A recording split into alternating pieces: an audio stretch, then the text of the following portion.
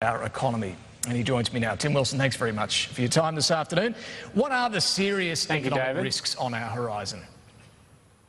Well, the serious economic risks are the legacy of bad policy decisions since the global financial crisis, particularly quantitative easing from the United States and, of course, very high debt levels. What quantitative easing did was led to a huge amount of money supply, which has led to underwriting existing asset values, kept them very high. Of course, that has transferred wealth from the established, keeping the assets at a very high value at the expense of young people, particularly people wanting to get into principal types of assets like housing. And only last week, the OECD, or a fellow from the OECD, made a very clear warning about the fact that countries need to prepare for the next economic shock now, and we should prepare for the next economic shock now.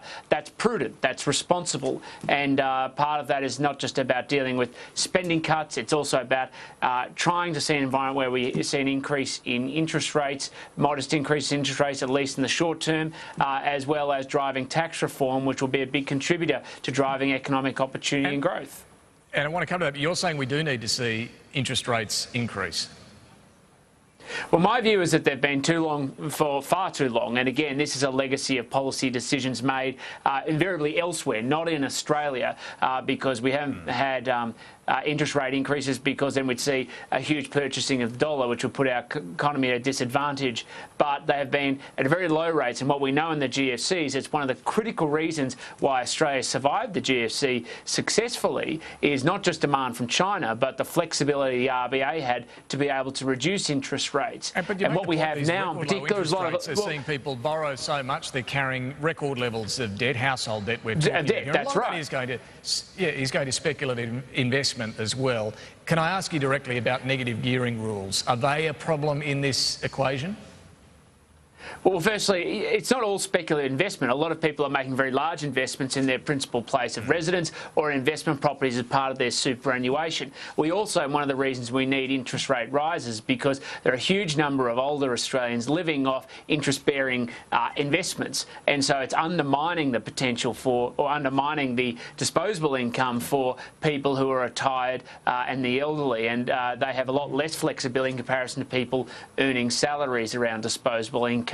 Now, negative gearing, frankly, I've always thought the negative gearing is frankly a sideshow in the discussion around something as important as housing affordability. And we have to recognise that it obviously has an influence, but I don't think it's the influence that the modern Labor Party is making it to be in a way that they think it's substantially increasing prices in the cities. That's just not false. And what we do know is the last time we removed negative gearing, what you saw was a massive increase in the price of rental accommodation in the markets, Melbourne and Sydney, where we actually need to make sure that housing affordability is greatly achieved.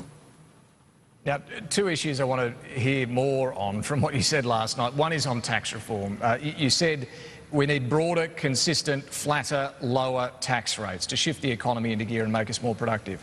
Now, I understand what you mean by lower tax rates, company taxes or personal income taxes, but when you say broader and more consistent tax mix, what are you referring to there? Well, one of the principal problems with our tax system at the moment is that half of the entire federal budget falls solely on people of working age. And you actually just need to look at reports done by the Productivity Commission that have gone through when people pay what taxes at different stages of life. And almost all falls on people in working ages, where people who are living off assets, might be earning income off assets, won't be paying anywhere near the same contribution. Well, there's lots of ways to fix it, and I know you want headlines today of me putting up proposals. I have ideas and I'm going to unfold them over time, but you have to identify the nature of the problem before you can actually have a discussion about the solution. Sure, and too much of the tax base. Identify the problem and then specify the solution. Whether we're talking about increasing or broadening the GST base, that's where it gets a lot more politically difficult. Well, that's the proposal you've put up, and there are other people who have talked about that. One of the critical benefits of a GST is that people pay the GST at all stages of their life. So that's one of the reasons why broad-based taxation through the GST is a good idea. It's also harder to avoid. So do you think that's a good idea? Whereas when we draw so much from income tax targeting one very specific section of the community, we're actually narrowing the tax base and not providing a sustainable tax base, I think, for the Australian government. Well, you are making a very good case here for addressing the GST, Tim Wilson, I've got to say. Well, I mean, I've always been in favour of discussing the GST. That's never changed. But there are a lot of people who go and jump off and make big statements about what they'd like to see happen.